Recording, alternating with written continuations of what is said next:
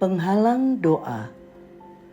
Apabila kamu menadahkan tanganmu untuk berdoa, aku akan memalingkan mukaku. Bahkan sekalipun kamu berkali-kali berdoa, aku tidak akan mendengarnya, sebab tanganmu penuh dengan darah. Yesaya 1 ayat 15.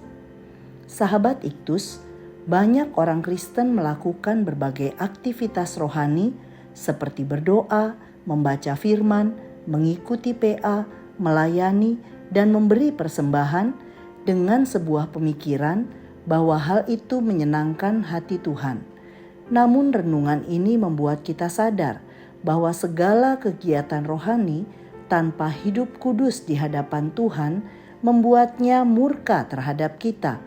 Tuhan menyebut orang-orang demikian dengan sebutan manusia Sodom dan Gomora. Di Israel kuno, merentangkan tangan merupakan gerakan umum saat berdoa yang melambangkan keterbukaan dan permohonan kepada Tuhan. Tindakan itu sendiri tidak salah, namun ketidaktulusan di baliknya itulah yang tidak berkenan kepadanya. Orang-orang Israel terlibat dalam ritual keagamaan tanpa pertobatan atau kebenaran sejati yang membuat doa mereka tidak efektif. Bagaimana agar dosa tidak lagi menjadi penghalang doa? 1. Menyadari dosa, ayat 15. Allah memalingkan muka, berarti terhalangnya kehadiran dan berkatnya. Meski frekuensi doa ditambah, ia tidak akan mendengarkan. Inilah konsekuensi ketidaktaatan, yaitu kerusakan moral dan sosial yang merajalela, termasuk kekerasan dan penindasan.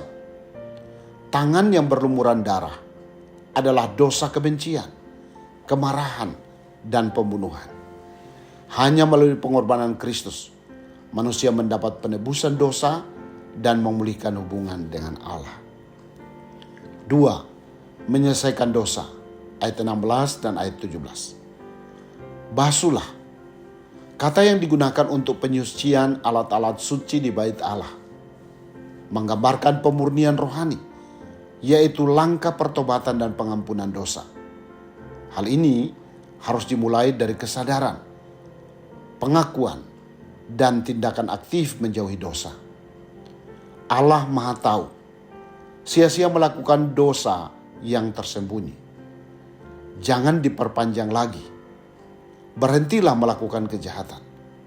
Belajarlah untuk melakukan yang baik dan adil. 3. Menerima pengampunan dosa. Ayat 18-20. Pengampunan Tuhan selalu tersedia.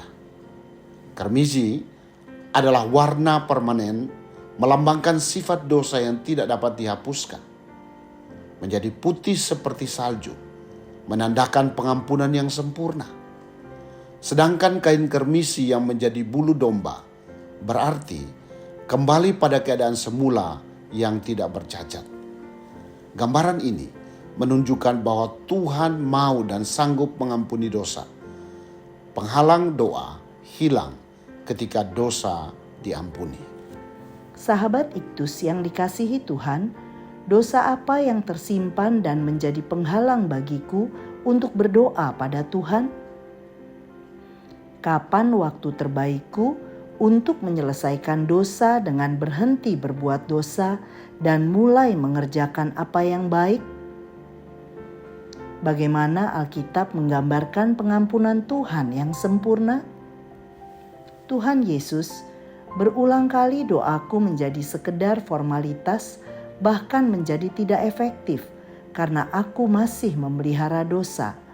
Ampuni aku ya Tuhan, mulai saat ini aku berjanji di hadapan-Mu untuk berhenti berbuat dosa dengan anugerah Tuhan dan mulai untuk membangun kehidupan yang kudus yang berkenan kepadamu. Aku percaya pengampunan-Mu sempurna dan di dalam ketaatanku Engkau telah menyediakan berkat melimpah bagiku. Amin. Orang yang berdoa, lambat atau cepat, akan berhenti berdosa. Orang yang berdosa, lambat atau cepat, akan berhenti berdoa.